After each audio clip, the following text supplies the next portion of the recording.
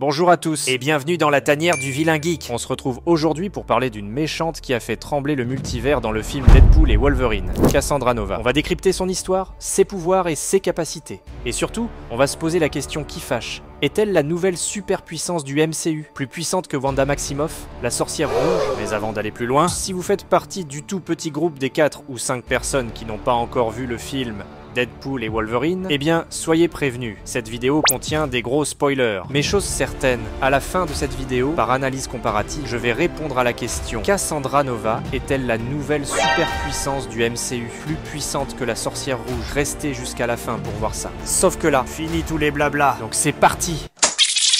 Cassandra Nova, c'est un cas d'école. Un passé unique et terrifiant. Créé par Grant Morrison et apparu pour la première fois dans New X-Men numéro 114, Cassandra Nova est la jumelle parasitaire de Charles Xavier, alias le professeur X. On parle d'une jumelle génétique, mais avec une âme sombre et tordue. Elle s'est développée dans l'utérus avec Charles, mais il l'a presque détruite en sentant sa nature malveillante. Malgré ça, elle a survécu comme une entité sans corps pendant des décennies, attendant son heure et devenant de plus en plus puissante. Le truc avec Cassandra dans les comics, c'est que de toute évidence, elle déteste Charles, mais elle a aussi des idées plutôt radicales. Pour elle, les mutants sont une plaie, et elle veut les anéantir, utilisant des méthodes brutales et dévastatrices. Elle est incroyablement puissante, et ses capacités font d'elle l'une des ennemies les plus dangereuses que les X-Men aient jamais affrontées. De plus, Cassandra Nova n'est pas un être humain naturel, elle est un organisme très étrange qu'on appelle un Mumudrai, une forme de vie parasitaire née aux côtés d'un hôte. C'est une créature qui se nourrit de l'énergie psychique de son hôte, et dans le cas de Cassandra, c'était Charles Xavier. Cette connexion profonde explique son animosité envers son frère, et sa soif de vengeance. Au niveau de ses pouvoirs, même si le MCU a fait quelques changements, j'ai trouvé qu'ils sont restés plutôt fidèles à ses pouvoirs dans les comics. Et c'est justement ça qui la rend si menaçante et, selon moi,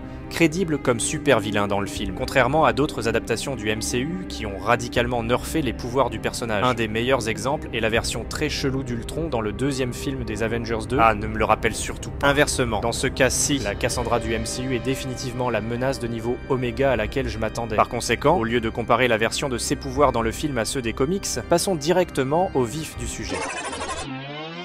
Bon, maintenant, attaquons la question qui nous intéresse, à savoir, Cassandra Nova est-elle la nouvelle superpuissance du MCU? On se pose la question, surtout après ce qu'on a vu dans Deadpool et Wolverine, une domination totale. La TVA l'a retirée du multivers avant même qu'elle n'ait eu la chance de grandir. Ils avaient tellement peur d'elle qu'ils ont dû négocier pour qu'elle reste dans le vide, où elle a grandi et fini par régner, chose qu'elle a accomplie avec brio. Car dans le film, on voit que Cassandra est de loin l'être le plus puissant dans le vide, à l'exception d'Aliot. Mais pour vous donner une idée de ce potentiel destructeur, dans les comics Marvel, les pouvoirs de Cassandra Nova lui ont permis de réaliser des exploits extrêmement destructeurs. Dans ce qui est peut-être son histoire la plus célèbre, elle a lâché un sentinelle sauvage sur la nation mutante de Genosha, entraînant le génocide de 16 millions de mutants. Mais dans le MCU, elle a dirigé son attention vers le Time Reaper de la TVA, qu'elle espérait utiliser pour détruire le multivers, chose qui serait d'ailleurs pire que ses actes dans les comics. Au cours de son séjour dans le vide, elle a personnellement tué une des variantes de Doctor Strange, le plus puissant des sorciers dans la plupart des chronologies, le sorcier suprême et le plus grand maître des sorts de son univers. Donc ce n'est pas une mince affaire si le Strange qu'elle a tué était proche du Strange de la Terre 616. On parle d'un sorcier ayant accès à une myriade de sorts qui lui ont permis de tenir tête à Thanos dans Infinity War, qui possédait plusieurs pierres de l'infini par-dessus le marché. A noter d'ailleurs que Thanos n'a jamais réussi à prendre la pierre du temps de force des mains de Strange. Il a dû d'abord vaincre Tony Stark pour forcer Strange à lui remettre la pierre volontairement à l'aide du chantage. Tout ça pour dire que de vaincre un Strange, c'est loin d'être facile. Mais vaincre plusieurs Strange de différents univers, ça prend une puissance inimaginable. Mais ce n'est pas tout. Cassandra a également tué plusieurs variantes de son frère, le professeur X, que nous avons vu capable de pénétrer l'esprit même de la sorcière rouge avant de finalement perdre contre elle. Et là j'en profite pour préciser que même si les capacités de télépathie et de manipulation mentale de Cassandra sont extrêmement redoutables, elle nécessite un contact physique pour sonder l'esprit de ses ennemis, tandis que d'autres télépathes puissants comme son frère et la sorcière rouge n'en ont pas besoin. Malgré ce défaut, Cassandra peut toujours se défendre à distance grâce à sa manipulation de la matière,